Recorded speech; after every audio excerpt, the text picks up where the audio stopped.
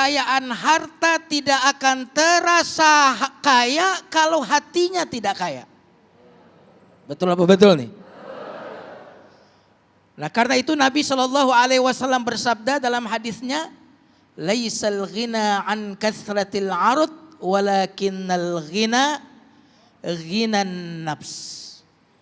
Kekayaan yang hakiki itu bukanlah ketika engkau memiliki harta benda, uang yang banyak, barang yang mewah. Tapi kata Nabi, kekayaan yang sesungguhnya adalah kekayaan hati. Amin ya Rabbal. Jadi mau kaya harta atau mau kaya hati? Hah? Dua? Ini luar biasa nih. Kalau gitu kita tutup aja nih acara udah. Jamaah sekalian yang dimuliakan Allah Subhanahu wa taala. Apabila hati seseorang kaya, maka tidak ada apapun yang bisa memiskinkannya. Betul atau tidak? Saya ulang kalimatnya.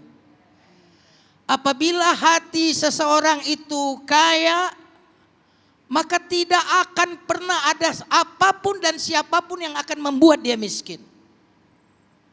Akan tetapi ketika hati orang itu miskin, hatinya tidak pernah merasa kaya, maka jumlah berapapun dari harta itu tidak akan pernah membuat dia merasa cukup. Betul apa betul? Kira-kira yang jual narkoba kemarin itu kira-kira duitnya banyak apa enggak tuh? Dari gajinya doang kira-kira banyak enggak sebenarnya? Tapi kenapa dia jual narkoba? Kurang. Betul apa betul? Maka kekayaan hati itu adalah sebenarnya satu kata, dan siapapun yang tidak memiliki satu kata ini tidak akan bahagia.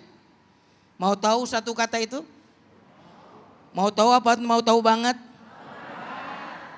Satu kata yang akan membuat orang itu kaya hati adalah cukup. Jadi orang yang kaya sejatinya adalah orang yang bisa memberi, bisa berbagi. Sekalipun yang dimilikinya sangat terbatas. Sedangkan orang yang memiliki banyak harta, ketika tidak ada jiwa memberi dan berbagi, maka sebenarnya dia tidak kaya. Oleh karena itu alangkah indahnya memang ketika kekayaan hati itu, kekayaan jiwa itu dihiasi juga dengan harta yang banyak. Namun ketika terpaksa harus memilih, maka mulailah kita dari memiliki kekayaan jiwa atau kekayaan hati tadi. Jadi konsep dalam agama kita untuk menjadi orang yang kaya dimulai dari kaya hati. Kalau orang memiliki kekayaan hati, orang memiliki kekayaan jiwa, maka dia akan memberi dan berbagi. Dengan memberi dan berbagi itulah akan mengundang, akan menghadirkan harta, sehingga konsep dalam Islam ketika ingin menjadi orang kaya dimulai dari berbagi. Kalau pengen kaya itu ya bisnis. Karena apa? 90% jalannya rezeki itu dari bisnis. 10% itu yang rame-rame. Dari TNI, gajinya TNI, gajinya ASN, gajinya Polri, gajinya guru. Itu gaji-gaji itu yang 10%. 90%-nya dari bisnis. Di mana negara-negara yang maju karena banyak pebisnisnya. Yang tidak boleh sambil jadi pegawai sambil bisnis untuk kebijakannya sendiri. Ya itu yang nggak boleh. Ya bikin kebijakan agar bisnisnya laku. Itu yang nggak boleh. Kenapa? Karena itu pasti di dalamnya ada interest dan kadang-kadang tidak adil. Bisnis. Gimana caranya bisnis? Tadi Ustaz Syafiq Antoni sudah mengajarkan kepada kita harus halal, harus bermanfaat, harus memberdayakan. Ya. Itu harus minimal 3 hal itu. Kalau pengen bisnis itu hebat.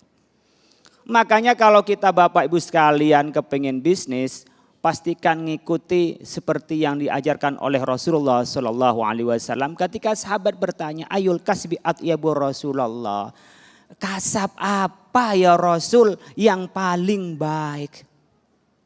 Apa jawabnya Rasul?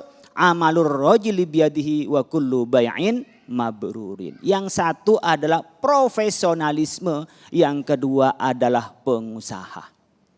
Kita harus punya skill. Kalau kita mau jadi pekerja, kita mau punya lembaga sertifikasi, lembaga pelatihan, lembaga bisnis, lembaga-lembaga yang kita kelola harus dengan profesional. Lembaga pendidikan apapun, ya, jadi notaris lah, jadi ya, semua profesi itu membutuhkan profesionalisme. Amalur rajuli biyadihi wa kullu bai'in mabrurin, setiap perbuatan yang itu adalah baik, memberikan rasa baik kepada orang lain.